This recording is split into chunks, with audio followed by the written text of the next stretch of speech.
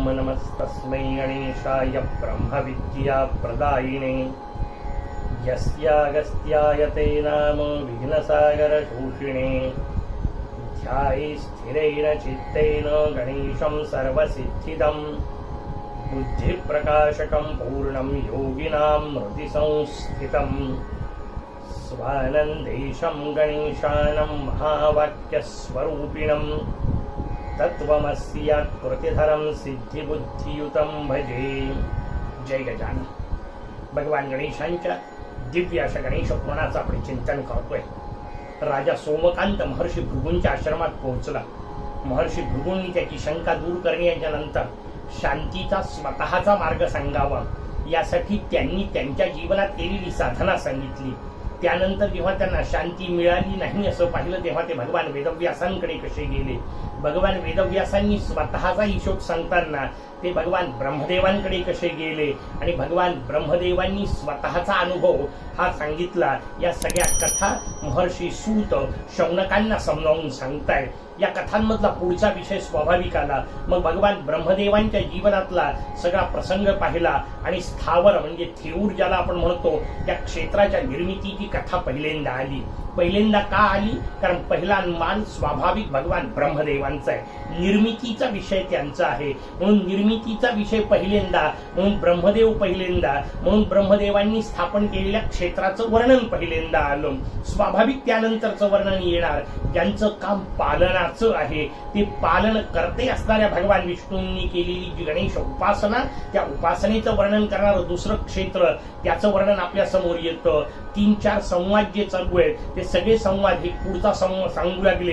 कारण ज्यांना प्रश्न विचारण्यात आला, जेव्हा शौनकांनी सूतांना प्रश्न विचारला आणखीन कथा आम्हाला सांगा, सोमकांतांनी महर्षी भृगूंना प्रश्न विचारला आणखीन कथा आम्हाला सांगा, भगवान वेदव्यास ब्रह्मदेवांना प्रश्न विचारतायत मला आणखीन कथा सांगा, आणि मग तिन्ही वक्त्यांनी पुढची कथा सांगायला सुरुवात केली. विश्वाच्या आरंभीची रचना आपण जी पाहिली होती त्यातला थोडासा पुढचा भाग आपल्या समोर येतो.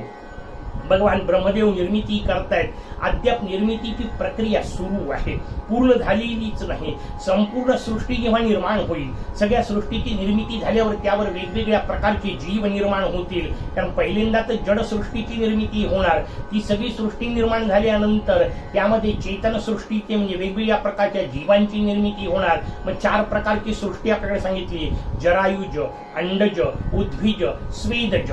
जरायू म्हणजे आईच्या गर्भाची पिशवी, त्यातून जे जन्माला येतात. मग मनुष्य असेल, गाय असेल, म्हैस असेल, हत्ती असेल, हे जरायुज प्रकारचे जीव आहेत.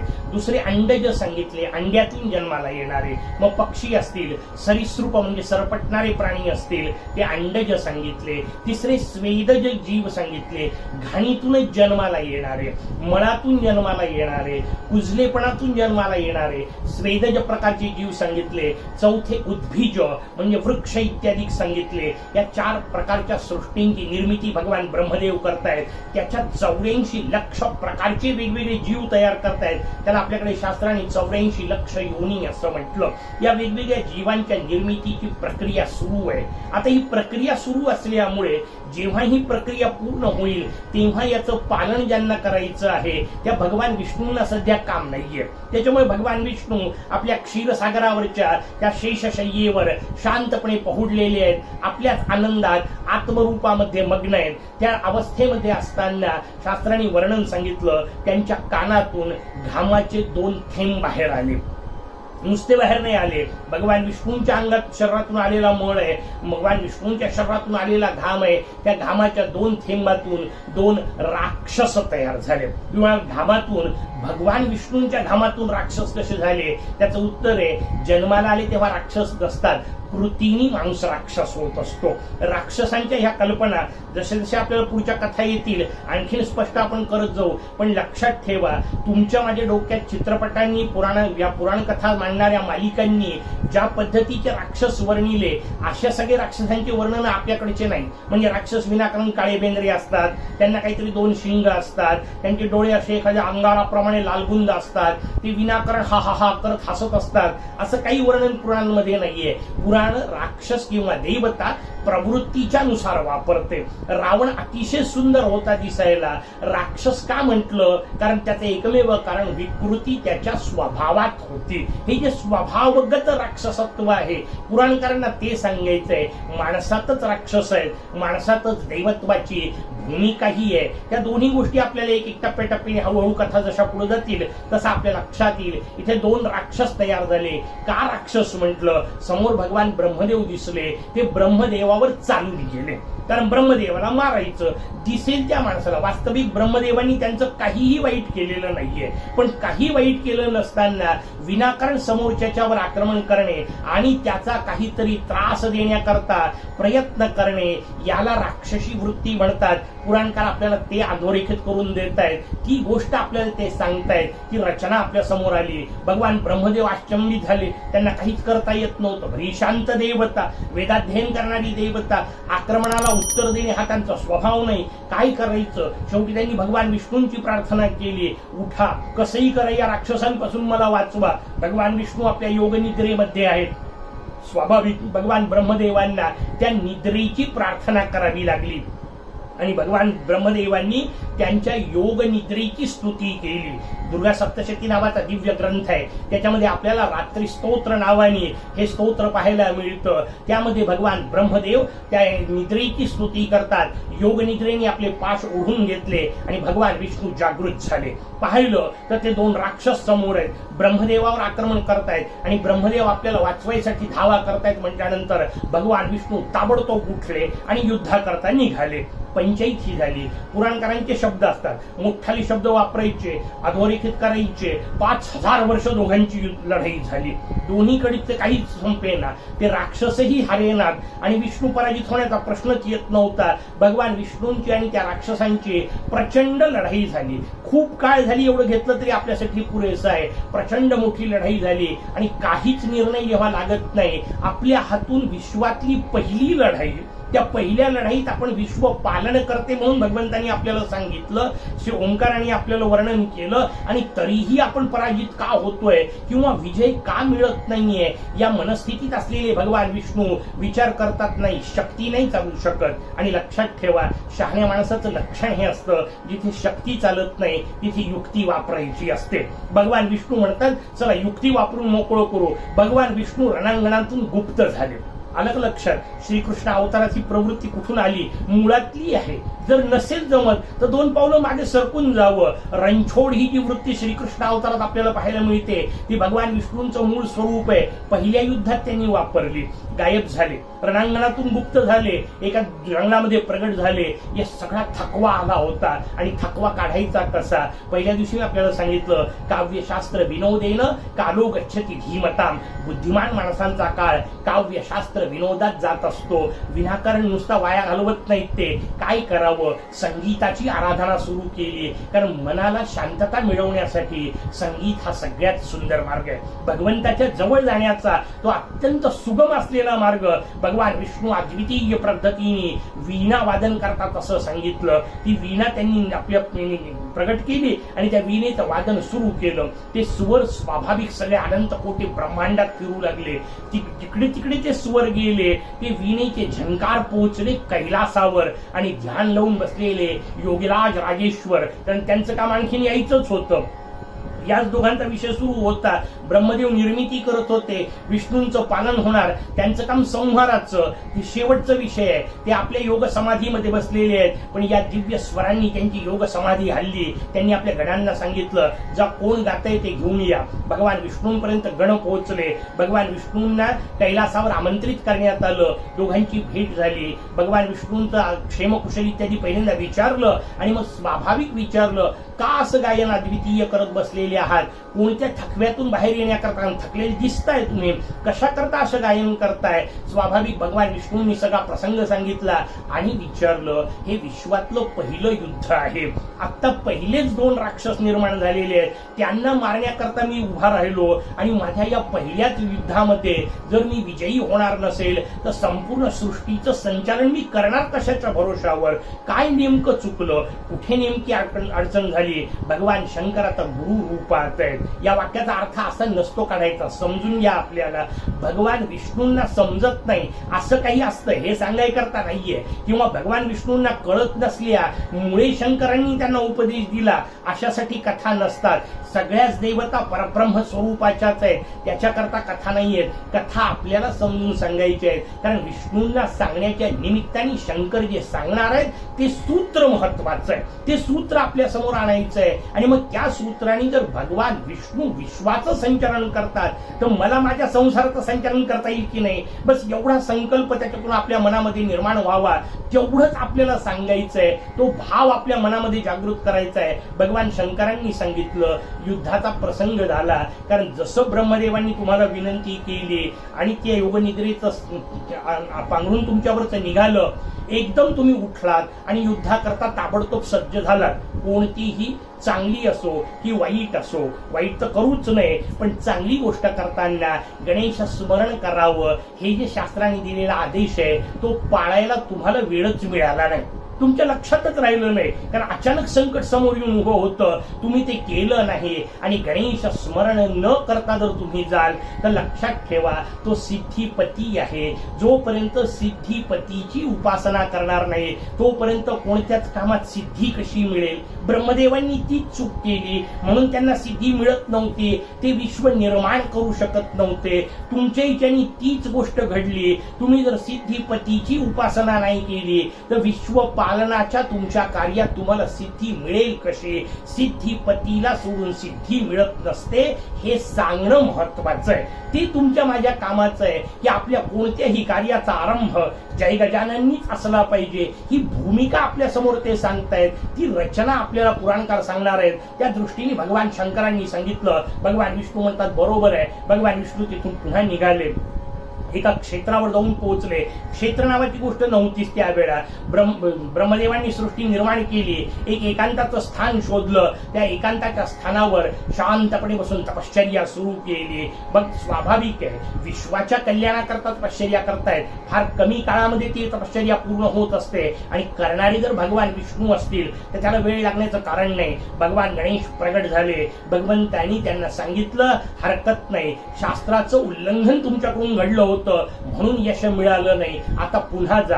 आमची जसे आम्ही सिद्धिपती आहोत तसे आम्ही बुद्धिपती पण आहोत. आमच्या कृपेने तुम्हाला सिद्धी मिळेल आणि राक्षसांची बुद्धी परिवर्तित होईल. त्यांना बौद्धिक पद्धतीने अडकवा म्हणजे तुमचं कार्य पूर्ण होईल. भगवान विष्णूंना सिद्धी प्राप्त झाली, कार्यामध्ये यश मिळण्याची. भगवान विष्णूंनी स्वतःची स्वरूप असलेली गंडकी नदीतली शिळा, कारण गंडकीतले शिळे म्हणजे शाळीग्राम, त्या शाळीग्रामाची शिला आणली, त्याचा एक विग्रह तयार केला आणि तो विग्रह तिथं स्थापन केला. त्याला भगवान सिद्धी विनायक रूपामध्ये सध्या आपण हे पूजन करतो. त्याचं जिथे भगवान विष्णूंना सिद्धी मिळाली त्या टेकडीला सिद्ध टेक म्हणण्याची पद्धत पडली. तपस्येचं स्थान आहे. भगवान वेदव्यासांनी नंतर तिथं तपश्चर्या केली आहे आणि ती मजेदार रचना आहे. लक्षात घ्या, तपा करता शांतता लागते ना, म्हणून आजही तुम्हाला काही मजेदार चमत्कार जे पाहायला मिळू शकतील त्याला चमत्कार म्हणायचं की नाही हा सोडून द्या. नैसर्गिक एक वैशिष्ट्यपूर्ण गोष्ट म्हणा कदाचित.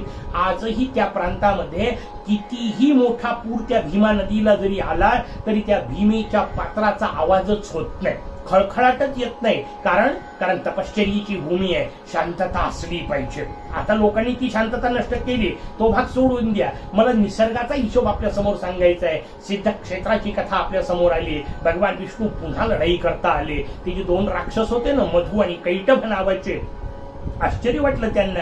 रण सोडून पळून गेला, पुन्हा वापस आला. काहीतरी गडबड आहे, पण हरकत नाही, आव्हान देतोय तर आम्ही काही कमी आहोत का, आम्ही लढाई करता येणारच. दोघ जण लढाई करता आले. पुन्हा युद्ध सुरू झालं. बराच काळ युद्ध झालं. आता भगवान विष्णूंनी स्मरण केलंय मोरयाचं, म्हणून तो मोरया यांच्या बुद्धीची वाट लाव, काय करता येईल. भगवान विष्णूंनी त्यांची स्तुती करायला सुरुवात केली. ही गोष्ट व्यवस्थित लक्षात घ्या. ज्या माणसाचा वाट लावायची असेल, ज्या माणसाचं नुकसान करायचं असेल, त्याला नावं ठेवलेली होईल की नाही माहित नाही, स्तुती केलेली नक्की होऊ शकते, कारण स्तुती माणसाच्या डोक्यात जाते. हा जो भाव आहे तो आपल्याला पहिल्या कथेतून मिळतो. त्यांनी त्याची स्तुती करायला, कारण ती खोटी स्तुती आहे, लक्षात घ्या. खरी स्तुती असेल तर ती आनंदाने असावी, त्याच्याबद्दल नाही. कौतुक वेगळी गोष्ट आहे, मी खोटी स्तुती म्हणतोय. विष्णूंनी खोटी स्तुती सुरू केली. वा वा, काय श्रेष्ठ हा दैत्यांनो तुम्ही, दोघ जण मिळून लढत असले म्हणून काय झालं, इतके दिवस माझ्याशी लढताय, इतक्या दिवसानंतर सुद्धा पराजित होत नाहीये, अद्वितीय आहे तुमचं शौर्य, सांगा कशा पद्धतीने मी तुम्हाला प्रसन्न झालोय, काय पाहिजे ते मागा. ते दोघं म्हणतात अजब आहे, तू मध्ये येतो, रणांगण सोडून पळून जातो, पुन्हा येतो, आम्ही दोघं जण लढत असून सुद्धा आमच्याशी लढतो आणि आम्हालाच काय वर मागतो, आणि आम्ही काय कमी आहोत का, तू पाहिजे ते माग आम्हाला. भगवान विष्णू तर जमलं, हेच तर पाहिजे होतं. भगवान विष्णू त्यांना म्हणतात ठीक आहे, तुम्ही देताय ना मला जे पाहिजे ते, आता मला एकच काम सांगा, तुम्ही दोघं जण माझ्या हातून मराल कसे ते सांगा. राक्षस अडकले शब्दामध्ये, पण लक्षात ठेवा, पुराण वाचताना ज्या काही मजेदार गोष्टी समजून घ्यायच्या आहेत ना, त्यातली ही एक गोष्ट समजून घ्यायची, ते राक्षस असून दिलेल्या शब्दाचे पक्के होते. त्यांनी दिलेला शब्द पाळला. ते म्हणाले ठीक आहे, अडकलो आम्ही शब्दामध्ये, आता आम्ही तुला सांगतो, जिथे पाणी दिसणार नाही याच्या जागी मार, कारण सगळीकडे फक्त जलच जल दिसत होतं, सगळीकडे जल असताना तू आम्हाला पाणी नसलेल्या जागी मार. भगवान विष्णूंनी स्वतःचं शरीर व्यापक केलं, मांडीवर त्यांना ठेवलं, बाकीचं काम सुदर्शन चक्राने केलं. कथा आपल्याला सांगते, सिद्ध क्षेत्राची कथा सांगितली. स्वाभाविक तिन्ही संवादकर्त्यांनी विचारलं, एक एक कथा आपण सांगताय, असं वाटतंय अजून अजून मिळतच राहावं. अमृत किती पिलं तरी जशी तृप्ती होत नाही, तशा कथा किती ऐकल्या तरी परिपूर्णता येत नाही, आता पुरे असं वाटत नाही, आणखीन कथा आम्हाला सांगा. आणि मग भगवान ब्रह्मदेव व्यासांना, भगवान भृगु सोमकांतांना, महर्षी सूत शौनकांना पुढची कथा सांगू लागले. विदर्भ नावाचा प्रांत होता.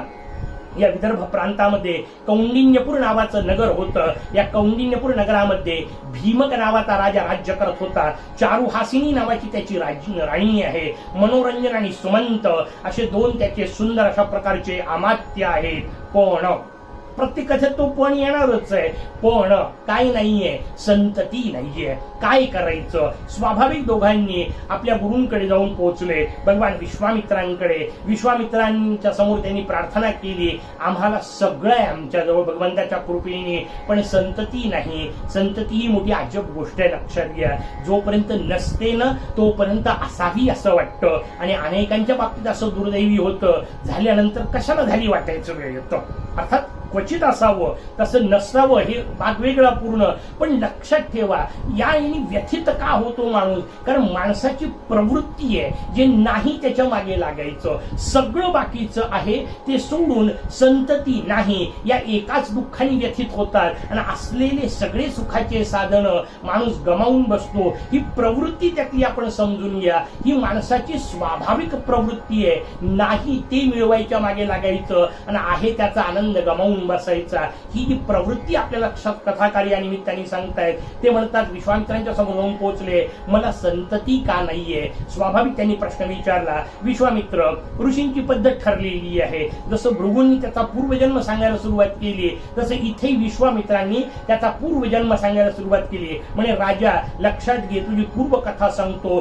तुझा 7वा पूर्वज, मगाशी त्याचाच फक्त पूर्वजन्म सांगितला होता, आता याचा पूर्वजन्म सांगताना याचे 7 पूर्वजांपासून सांगायला सुरुवात केली. याचा अर्थ किती संस्कार पिढ्यानं पिढ्या येऊन पोहोचतात हे आपल्याला त्यातून सांगायचंय त्यांना. तुझा 7वा पूर्वज जो होता ना, त्याचंही नाव भीमकच होतं.